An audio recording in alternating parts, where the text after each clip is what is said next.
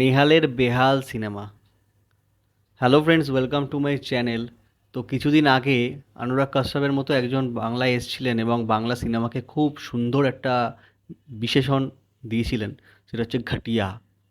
তো অনুরাগ কাশ্যপের এই কথাটা হয়তো পরিবর্তন হয়ে অন্য কিছু হতে পারতো যদি তাকে দারোগা মামুর কীর্তি বলে এই সিনেমাটা দেখানো হতো। তো সত্যি কথা বলতে গিয়ে খুব গায়ে লাগে টাকা খরচা করে এই ধরনের সিনেমা দেখা। রঞ্জিত মল্লিককে খুব রেসপেক্ট করি, কারণ রঞ্জিত মল্লিকের সিনেমা ছোট থেকে আমরা দেখে বড় হয়েছি।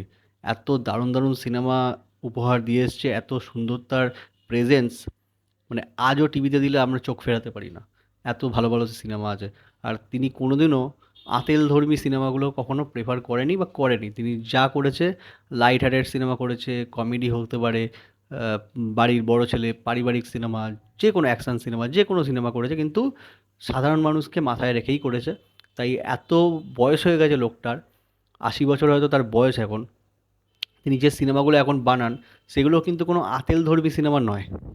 কিন্তু তাই বলে এই দারোগা মামুর কীর্তি বলে যে সিনেমাটা বেরিয়েছে, এটা কি? এটা সিনেমা?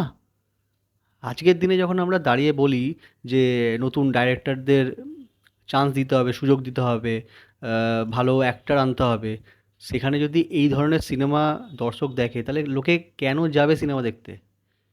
মানে এত খাজা, এত বাজে একটা সিনেমা হয়েছে, এই ডাইরেক্টরটাকে ধরে মনে হয় পেটাই, উদুম পেটাই এটাকে ধরে। মানে এটা সিনেমা? মানে ক্লাস 3-4 বাচ্চারা মনে হয় এর থেকে ভালো একটা মানে লেখা হয়তো তো লিখে দেবে। এত বাজে সিনেমা, এত বাজে সিনেমা, মানে দেখা যায় না। মানে এখানে রীতিমতো ভালো ভালো কাস্টিং কয়েকটা দেখা গেছে, সেটা রঞ্জিত মল্লিক, খরাজ মুখার্জি, লাবণী সরকার, ইভেন সুমিত গাঙ্গুলি। সুমিত গাঙ্গুলি মানে চোখ কটা ভিলেন, এই মানে এতদিন পর দেখি, দেখে ভালোও লাগে। কিন্তু প্রত্যেককে ধরে এরকমভাবে যে ওয়েস্ট করবে, আর সব থেকে বড় কথা খরাজ মুখার্জিকে এত রকম এতে দেখা গেছে, হোমাজও দিয়েছে, সেটা রবি ঘোষের বা যাই হোক না কেন, কিছু জায়গা কিন্তু এত বাজে গল্প, এত বাজে বাজে স্টোরি টেলিং, এত বাজে ডিরেকশন, এরা ভালো পারফর্মার হয়েও কি করবে? এই চারটে ফেসকে আমরা ভালো দেখতে পেয়েছি, কিন্তু বাকি যে ক্যারেক্টার সাপোর্টিং কাস্ট, ঠিক আছে, এত বাজে। সেকেন্ড লিড, সব থেকে বড় কথা, সেকেন্ড লিডে যে ছিল রঞ্জিত মল্লিকের সাথে আরেকজন যে ছিলেন, এটা কি? মানে এটা হিরো? এটা হিরো সুলভ একটা মানে অ্যাটিটিউড। মানে আজকে আমরা গালাগাল করি কাকে? আজকে গালাগাল করি আমরা ইয়াসকে, বনিকে, বা অন্য যা হোক, মানে করি, গালাগাল করি, তাদের সিনেমার জন্য করি, হয়তো পরেও করব। কিন্তু একে যদি কেউ দেখে, তাহলে আমরা মানে তাদের ধারণাটা পাল্টে যাবে। আমরা বনিকে রোজ বলে যাই যে কি, প্রত্যেক সপ্তাহে সপ্তাহে একই ধরনের সিনেমা সেই করে, প্রত্যেক সপ্তাহে সেই কৌশানির সাথে ওর একটা করে সিনেমা আসবে, প্রথম গালাগাল করি, ঠিক আছে, কিন্তু মানে সেই গালাগালের লেভেলটা আরও অনেক বড় পর্যায়ে চলে যাবে যদি কেউ দারোগা মামুর কীর্তি দেখে নেয়। মানে সে কী কীর্তি, কী কীর্তি, বাবারে! আমরা আগে দেখেছিলাম দাদার কীর্তি, সেটা এক ধরনের একটা লেভেলের সিনেমা ছিল। তারপরে যদি এই আর কীর্তি দেখলাম আমরা, দারোগা মামুর কীর্তি, আমরা ভেবেছিলাম রঞ্জিত মল্লিককে একটা মাস অবতারে প্রেজেন্ট করা হবে। হ্যাঁ, ডেফিনেটলি সেটা কখনো জেলার হবে না। এটা ট্রেলার দেখেই বোঝা গেছিলো যে এটা একটা কমেডি লাইট হার্টেড একটা সিনেমা হবে। বাট এক্সপেক্ট করেছিলাম যে এটা মোটামুটি একটা ডিসেন্ট সিনেমাই হবে। বাট সেটা যে এইরকম হবে, এরকম ছ্যাবলামো থাকবে, মানে রঞ্জিত মল্লিকের সিনেমাতে আমরা জেনারেলি কোনো ছ্যাবলামো বা এরকম ফালতু দেখি না কখনো। মানে কোনো গল্পের মাথা মুন্ডু কিছুই নেই। মানে লোকে নাকি এগুলো কি আবার দেখবে? কে এনজয় করবে এগুলো দেখে?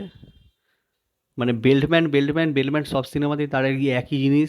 বাট ঠিক আছে, সেটাও যদি ঠিকঠাক করা যায়, লোকে এন্টারটেন হয়, এটা মানতেই হবে। ঠিক আছে, রঞ্জিত মল্লিককে এখন লোকে চেনে বেল্টম্যান বলে, ঠিক আছে, আজকালকার দিনে। কিন্তু সেটা এত বাজে রকমভাবে ইউজ করা হবে সিনেমার মধ্যে।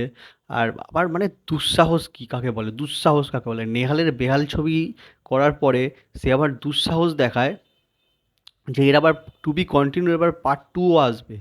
ভাই, কি খেয়েছিলিস তুই? কি খেয়ে সিনেমাটা বানিয়েছিস? তোর এত বড় দুঃসাহস হয় কি করে? এই সিনেমাটা দেখতে গিয়ে কত মানুষ অসুস্থ হয়ে হসপিটালে ভর্তি হয়েছে তার ঠিক নেই। মানে আমার নিজেরই শরীর খারাপ লাগছিল, মনে হচ্ছিল হসপিটালে গিয়ে চেক আপটা করিয়ে আসবো, হেলথ চেক আপ। সেখানে এ আবার বলে যে টু বি কন্টিনিউড। ভাই, হাফ টাইমের সময় লোকে বেরিয়ে আসবে, মানে সিনেমা বাড়াতে হয় টেনে টেনে টেনে টেনে, মানে 2 ঘন্টার কাছাকাছি প্রায় সিনেমা নিয়ে চলে গেছে। আর এদের মানে সিরিয়াসলি লাবণী সরকার ফাবণী সরকারের মতো অ্যাক্টারদের মানে আর মনে হয় খেয়ে দিয়ে কোনো কাজ নেই এরা। মানে একটা সময় দেখে এসেছি তো, ছোটো থেকে বড় হয়েছি এদের দেখে, সিনেমা দেখে, এত ভালো ভালো মানে পাওয়ারফুল পারফরমেন্স এরা দিয়ে এসছে। আর এই যখন এই ধরনের সিনেমায় এরা অভিনয় করে না, মানে নিজেরই কষ্ট লাগে যে এদের এইরকম সিনেমা, এরা কি আর কাজকর্ম কিছু পাচ্ছে না? আর সবথেকে আরও বেশি খারাপ লাগে রঞ্জিত মল্লিকের জন্য। মানে রঞ্জিত মল্লিককে দেখার জন্যই হয়তো এই কিছু লোক হয়তো যাবে। কেননা অন্য কোনো কারণে অন্য কেউ থাকলে হয়তো সিনেমাটা একদম যেতই না। এই রঞ্জিত মল্লিককে দেখার জন্য হয়তো ২-৪ লোক হলেও যাবে। কিন্তু তারা গিয়ে যদি দেখে যে এই ধরনের সিনেমা, তাহলে সেই ট্রাস্টটা চলে যাবে। কিভাবে এরা রাজি হয় এই ধরনের সিনেমা করতে? মানে আমার নিজেরই খারাপ লাগে। টাকা পয়সার জন্য না কিসের জন্য? মানে এইসব ডাইরেক্টরদের না লাথি মেরে তাড়ানো উচিত। লাথি মেরে তাড়ানো উচিত এত বাজে সিনেমা বানানোর জন্য। যাই হোক, সিনেমাটা আপনারা যদি দেখে থাকেন, যদি সুস্থ থাকেন আপনারা দেখে, তাহলে জানাবেন, কমেন্টে বলবেন যে সিনেমাটা কেমন হয়েছে। আমি অসুস্থ ফিল করেছি সিনেমাটা দেখার পর, তো আমার তো একদমই ভালো লাগেনি। তো যদি ভিডিওটা ভালো লেগে থাকে তাহলে লাইক করুন অ্যান্ড সাবস্ক্রাইব করুন চ্যানেলটা। Thank you.